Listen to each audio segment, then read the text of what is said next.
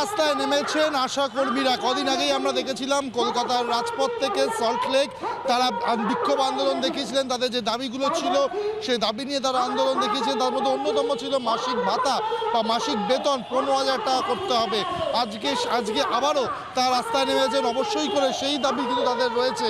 আজকে তারা এই মুহূর্তে রয়েছেন যে বিক্ষোভ আন্দোলন করছেন বেহালা চৌরাস্তায়। ছবিটা একবার দেখাবো আমি। বেহালা চৌরাস্তায় এই আশাকর্মীরা আজকে ফের রাস্তায় অবরোধ করছেন বা বিক্ষোভ আন্দোলনে বসেছেন এবং তাদের যে দাবি, মূল দাবি যেটা আগের দিনও ছিল, সেটা হচ্ছে 15,000 টাকা বেতন করতে হবে প্রত্যেক মাসে। সেই দাবি তাদের রয়েছে।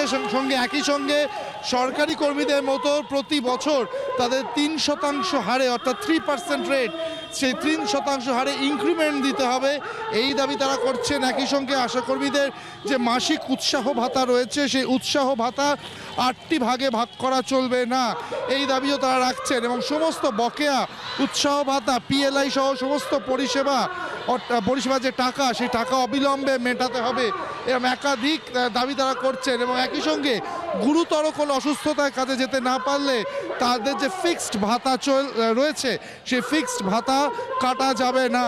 এই সমস্ত দাবি নিয়ে তারা আজকে রাস্তায় নেমেছেন। বেহালা চৌরাস্তায় তারা বিক্ষোভ দেখাচ্ছেন এবং এই মুহূর্তে এখানে কিন্তু বেশ কিছু সংখ্যক পুলিশও রয়েছে। আগের দিন যে ঘটনা আমরা দেখেছি স্ল্যাডের সামনে এবং ডরিনা ক্রসিংয়ে এবং একই সঙ্গে স্বাস্থ্য ভবনের সামনে তারা যেভাবে বিক্ষোভ দেখিয়েছেন এবং তারপরের দিন তারা ধিক্কার দিবসের ডাক দিয়েছিলেন, সব মিলিয়ে তাদের কিন্তু আন্দোলন উত্তরোত্তর বৃদ্ধি পাচ্ছে এবং তারা বারবার বলছেন তারা এই আন্দোলন তারা আরও দীর্ঘায়িত করবেন, আরও বড় আকারে করবেন আগামী দিনে যদি তাদের যে দাবি রয়েছে সেই দাবি না মানা হয়।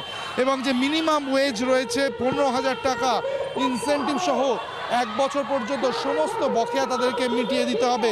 এবং আরও একটি গুরুত্বপূর্ণ দাবি যেটা তারা করছেন তা হলো কর্মরত অবস্থায় মৃত আশাকর্মী পরিবারকে 5 লক্ষ টাকা প্রদান করতে হবে। অর্থাৎ যদি কেউ কাজ করতে করতে মারা যান সেক্ষেত্রে তার পরিবারকে কম্পেনসেশন বাবদ 5 লক্ষ টাকা দিতে হবে।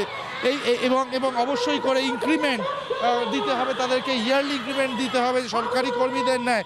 এবং অর্থাৎ তাদেরকে যে সরকারি কর্মী হিসেবে গণ্য করতে হবে এই কথা আগের দিন তারা বলছিলেন, বা সেই স্ট্যাটাস, সেই সমান স্ট্যাটাস তাদের দিতে হবে, সেই কথাও তারা বলছিলেন এবং সেই দাবিও কিন্তু আজকেও তারা রাখছেন। তবে সর্বোপরি গুরুত্ব যে জিনিসটা তারা বলছেন যে তাদের মাসিক বেতন 15,000 টাকা তাদেরকে দিতে হবে। এবং একই সঙ্গে তারা ক্যাজুয়াল লিভ এবং মেডিকেল লিভ এই দুটো কিন্তু চাইছেন যে 24টা ক্যাজুয়াল লিভ, 30টা মেডিকেল লিভ এইগুলো দিতে হবে। সুতরাং একগুচ্ছ দাবি তাদের রয়েছেন, সেই দাবিগুলো নিয়ে তারা রাস্তায় নেমেছেন এবং আগামী দিনে তারা বলেছেন যে এই আন্দোলন দরকার পড়লে আরও বৃহৎ আকারে তারা নিয়ে রাস্তায় নামবেন। ক্যামেরায় নবীনের সাথে অর্কদীপ্ত, জি 24 ঘন্টা, কলকাতা। বাংলার আওয়াজ, বাঙালির আবেগ, জি 24 ঘন্টা।